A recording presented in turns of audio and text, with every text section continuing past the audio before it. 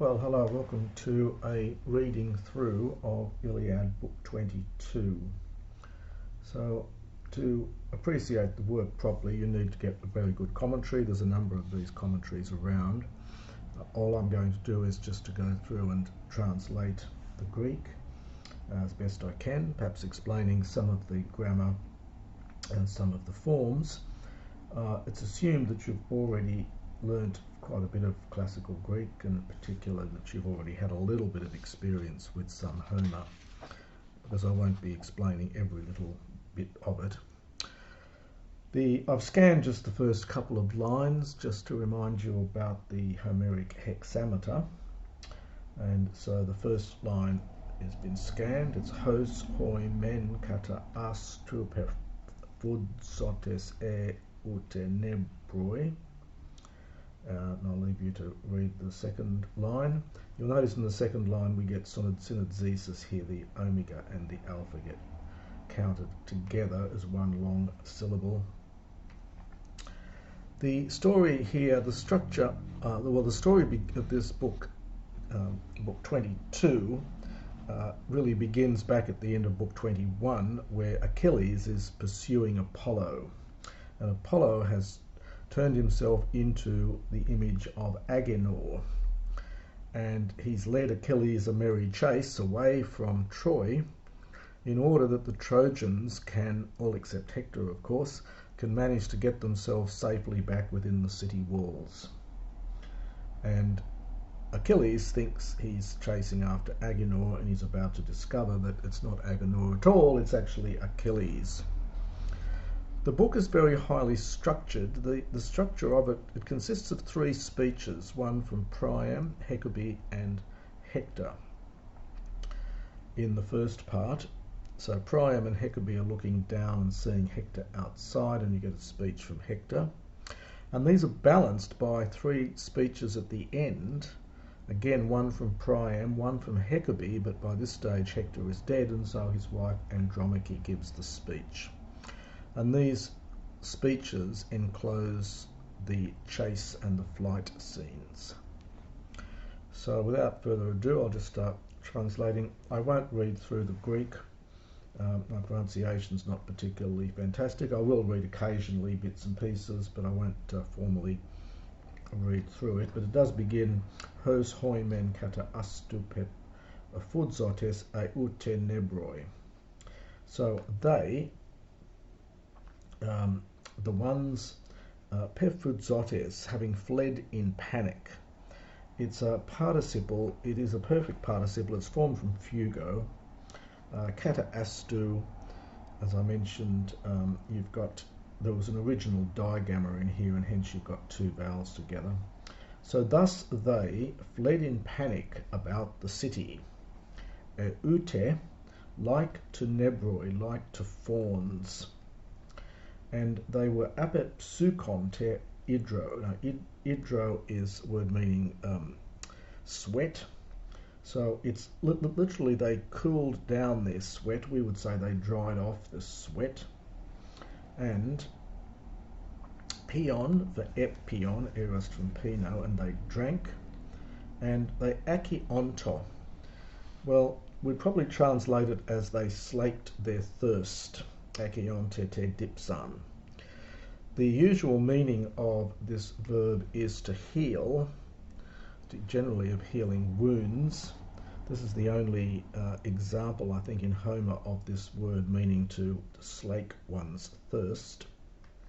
Keklimenoi, and they were resting or leaning upon the beautiful epalxesin. This is from epalxis. It means the breastwork. It's a kind of outer wall defence for those who are fighting outside the wall, often translated as battlements. So they were reclining or resting on the beautiful battlements.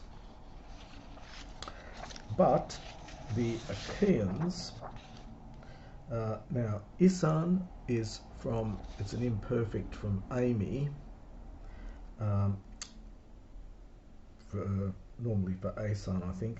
So they were going near, Ason comparative from Anki, so they were going near the wall So the Achaeans were going near the wall, and they were resting upon resting the Sakia. There's an alpha elided here from Sakos. Their shields on their shoulders. And now we have a change of the camera moves back to Hektor. So and this is an amazing line really in Homer. It's Hektor ed auto mene oloi e moira pedesen iliu pro paroithi pulaon te sky aon. So the subject of it is destructive fate. Destructive fate. And then we get the main verb here is pedesan for epidesan, something like shackled. Hektor, to remain there. That's that local use of autos. So destructive fate, it bound him, it tied him down. So it shackled Hektor to remain there in front of Ilium and the Scaean walls. So it's it really lets you know that something terrible is going to happen to Hektor at this stage. He's been shackled there by fate. The last mention of Hektor was back in book 20, 443, and there he was spirited away by Apollo just as Achilles was about to attack him. And now he suddenly reappears. And now the camera swings again back to Apollo and Phoebus and Achilles. So, but Phoebus Apollo pros euda addressed the son of Peleus, the Pelian one. Tip teme Peleos vie posin takeesin diokes. Tipti for tipoti. Why ever, O son of Peleus, why do you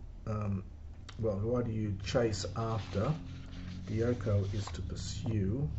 Why do you chase after me with your swift feet? You, being a mortal, and then in apposition to himself, the me understood being an immortal god. Ambroton, there's always debate about what this is. It must mean something like an immortal god. So why, son of Peleus, do you pursue me with your swift feet, you being a mortal and I am an immortal god? Udine po me egnos hos theos ami. So it's something like, not yet have you recognized, from gnosko, in that sense of to know, to recognize, have you not yet recognized me, that I am a god? But you, Meniines, you are raging, and you're raging asperkes, vehemently. The root sperko is a verb meaning to hasten, so the alpha here is intensitive. So something like vehemently or intently. So you are raging vehemently or intently.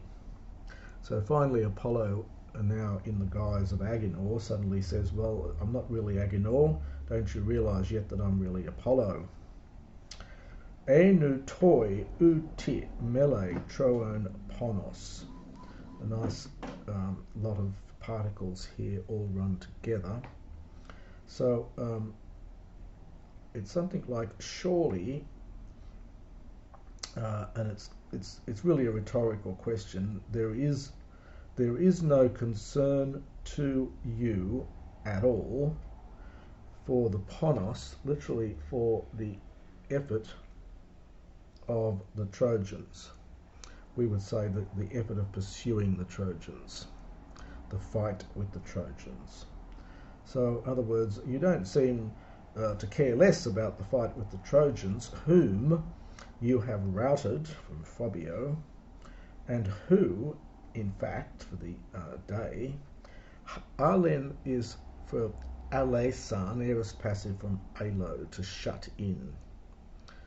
The toi possibly just an ethic dative, or it might mean in fact, or it might mean because of you. So they, I take the in fact with the day, so they in fact have been shut into the city, but you, Liastes, from Liasdamai, you have been turned aside here. Could be passive for active meaning. You have turned aside here, but given that he's been tricked, it'd be nice to actually say here, you have been turned aside dure here. Umen me, so you will not kill me, future here from Catano, since I am not fated, understand, well, to die at your hands or something. So I am not so fated. Ton de meg octhesas prosephe podos okos Achilles. Again, I put some meter marks there. So Achilles, swift in respect of his feet, being greatly vexed, greatly angered from Octheo, replied to him. Eblapsas me heca erge. Now again, there's a digamma in here that's lost.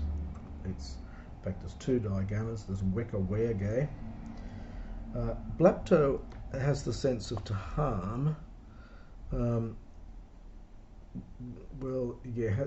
So yeah, here we might translate it as "You have done me wrong, O far shooter." So you've caused me grief, O far shooter, most destructive of all the gods. Having turned me, understood here now, apotakios, away from the walls. So having turned me here away from the wall. And of course, while he's been turned away from the wall, the Trojans have got themselves inside. A keti poloi gaian odax halon prin ilion ace apicestai.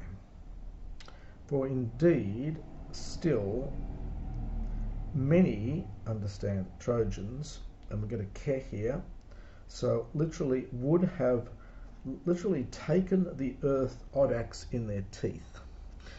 It's idiomatic here. Would have taken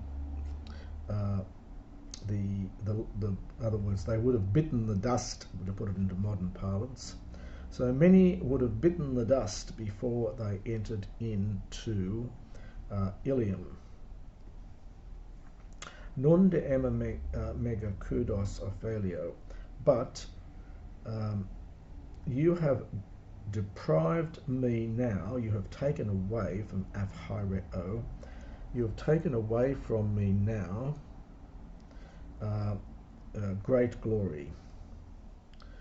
Tous de so asa osas raidios, but having saved them easily. So you've easily saved them. Since you do not fear in any way, this is from Tissis, it's not from Tis, it's Tissis, it's third declension noun, meaning retribution, for you do not fear any retribution hereafter. Aesan te samine, a moi dunamis get pareis. So indeed I would get revenge on you, I would get retribution from you, if indeed the power were present for me, from parami. So in other words, if I had the power, I would indeed get revenge on you, I would get retribution on you. Now these lines 14 to 20, you'll notice that Achilles takes up the various points that Apollo has made, but does them in reverse order. So he says, you brought me from the wall, else I would have killed many Trojans, and then he refers to Apollo as a god. It's a nice sort of reversal of the order in which, or the senses in which Apollo talks about earlier on. Hos epon proti astu megaphronion ebebeke. And thus speaking, we get proti for pros, And megaphronio will have, it's high-spirited, literally thinking big things. So, thus speaking, high-spirited. Ebebaken is actually a pluperfect, but often in Homer, verbs of motion often appear in the perfect or pluperfect tense, especially this verb bino. So thus speaking, it's almost he strode off in a high-spirited fashion, proti astu, towards the city.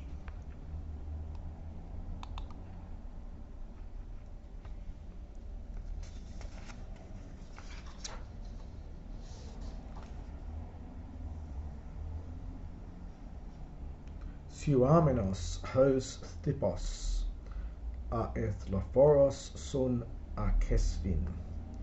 Now Homer now introduces a nice metaphor here, or a simile, which he likes to do. So suomenos, making haste, or like a prize-winning horse along with its chariot. It's plural for singular. The fins is a dative plural ending. You could have just had okesi, but he needs, well, he's made it okesfin, probably for the sake of meter here. So this is a dative plural, but plural for singular. So hastening off. Now the here is a generalizing te, I think, that you often get in similes and comparisons. So you don't really translate it. You could put an and in there, I suppose. And hastening off, like a prize-winning horse along with its chariot. So like that, he easily, which, so it's referring back to the horse. So the horse which easily, straining here, or literally stretching or straining, and i.e. is running at full speed, he runs over the plain. So just as this horse does that, thus did Achilles, Enomar, from Nomar, he directed his swift feet and his knees. So thus was Achilles directing his swift feet and his knees. And that is the first section, first 24 lines of book 22.